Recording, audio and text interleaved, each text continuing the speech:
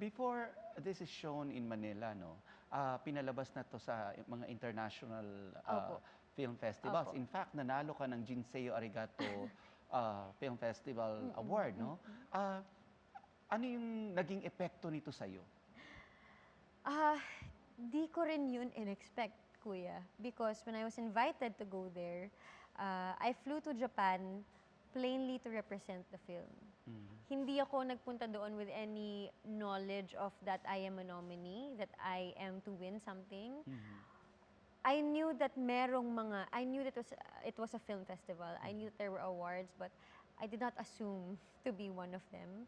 Kasi nga, lalo din na hindi pa siya pinapalabas dito sa Pilipinas. So, hindi ko inakala na merong mga nakapanood at naka-appreciate na doon bago pa dito sa atin. At so, nung tinawag po yung pangalan ko, yung noise was just, parang namutla po yata ako at some point. Pero yung unang-unang nag-pop sa utak ko, nung tinawag yung pangalan ko at Best Actress na nga po, I said, para to sa lola ko. Speaking of your lola, first guesting ng lola mo. Opo!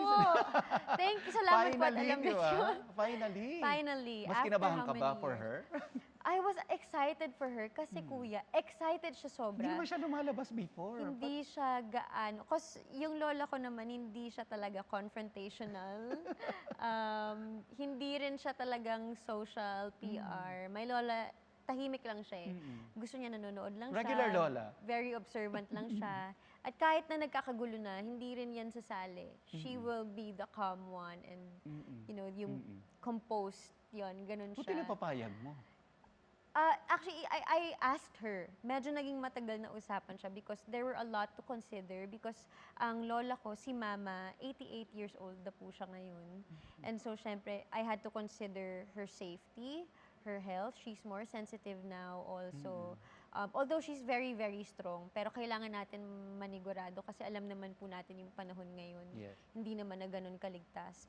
So, it was a week of talking to her. But actually, ako yung nagdalawang isip. Siya yung nagsabi agad na, oo, gusto ko. Siya agad yung nagsabi na yes.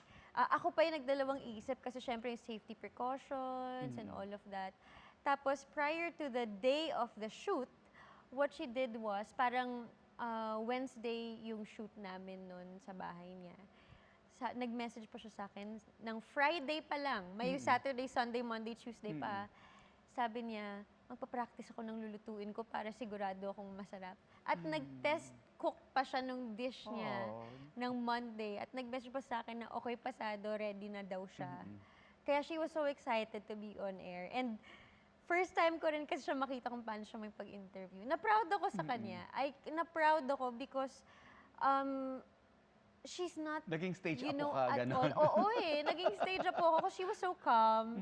And totoong tao lang din yung lola ko. At siguro dun ko nakita na palagi ko sa kanya rin ako nagmana. How composed she is, how she doesn't get pressured by what is happening around her, all the chaos of setting up and transferring locations and the time pressure. She was just enjoying it and I loved seeing it kasi I love doing this eh and I love that she still loves it at her age.